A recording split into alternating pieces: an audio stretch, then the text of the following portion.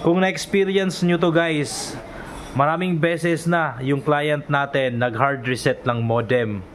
Of course, kung tayo ay mga P2P players, FTTH, okay, local suppliers, common to sa atin nga pag na-hard reset yung ating mga modem is mawa-wipe out yung mga settings niya.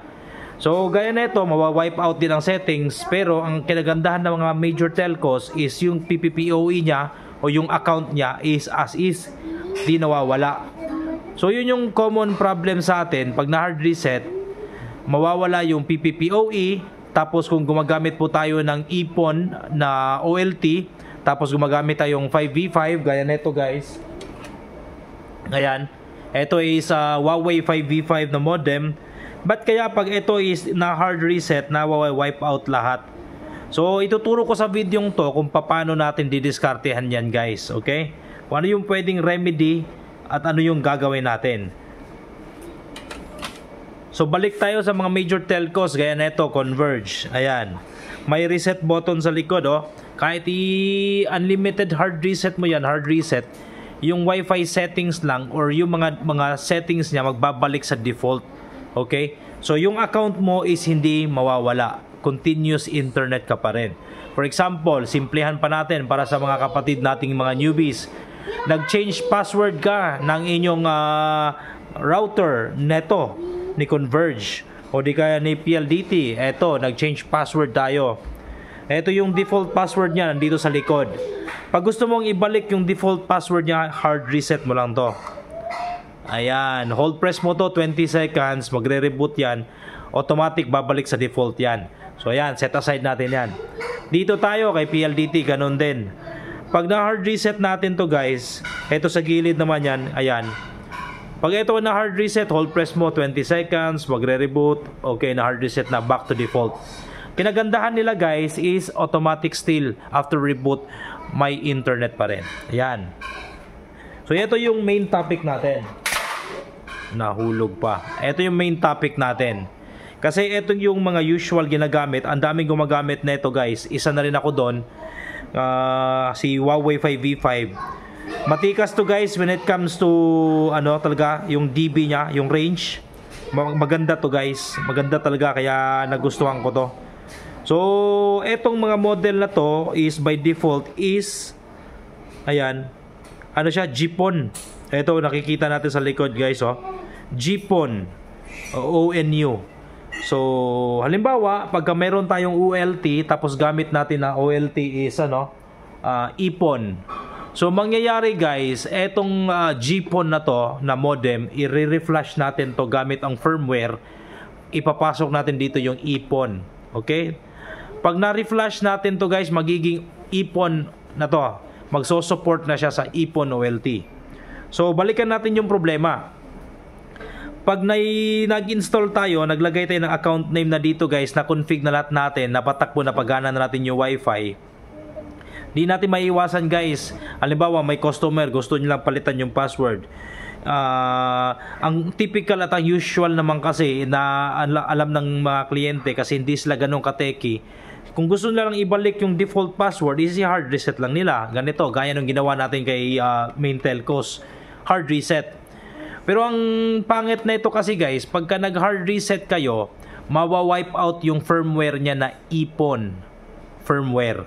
Babalik siya sa default na GPON. Okay?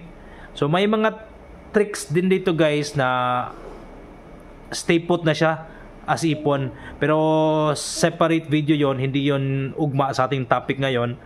So yun, pag na-hard reset to guys, babalik siya sa GPON. So mangyayari niyan, pag na-hard reset siya, mawa-wipe out din yung ating account name, yung firmware, balik siya sa default sa Wi-Fi. So mangyayari diyan, pag na-boot up na siya, magre-report na yung customer mo, "Sir, ano nangyari? Bakit red LOS blinking yung LOS ng aking modem?" So initial assumption, siguro fiber break, line issues. Ginagawa ko guys, tinatanong ko muna, pasend muna ng screenshot ng Wi-Fi names na lumalabas. If nakita nyo yung post natin kanina, yung technician, nag-technicians visit sila sa isang customer na hard reset.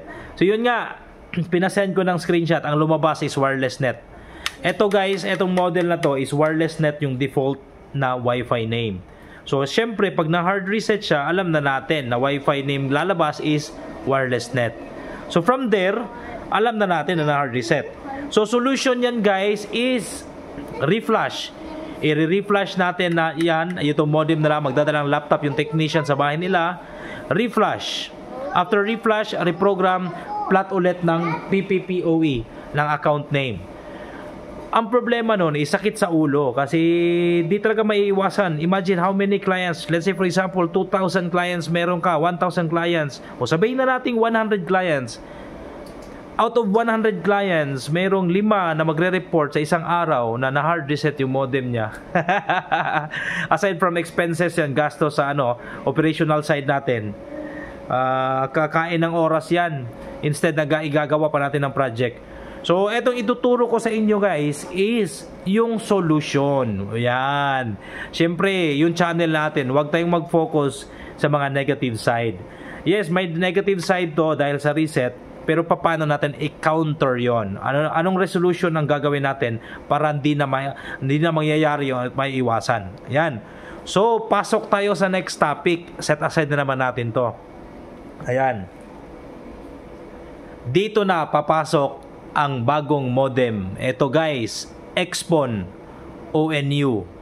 Ang model nito, di ko na isasabi dito kung ano yung model. Maglalagay lang ako ng link dyan sa ating comment section at sa header natin.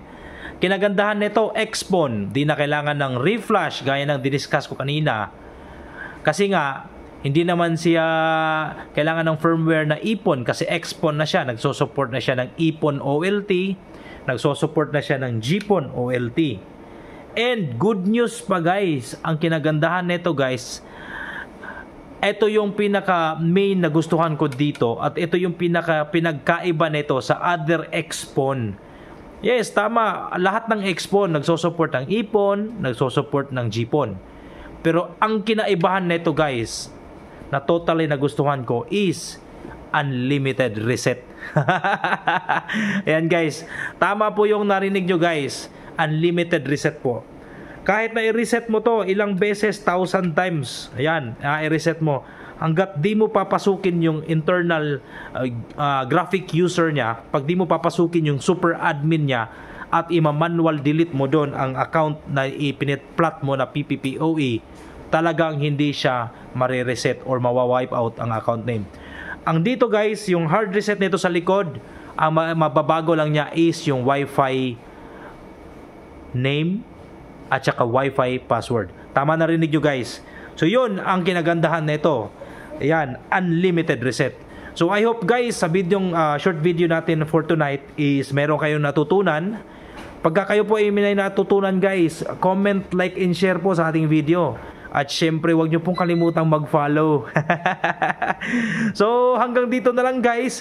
Once again, ang ating link ilalagay natin sa ating comment section guys. Once again, it has been your tech guide. My name is Chan. Same practice and make sure you do it yourself guys. Bye for now.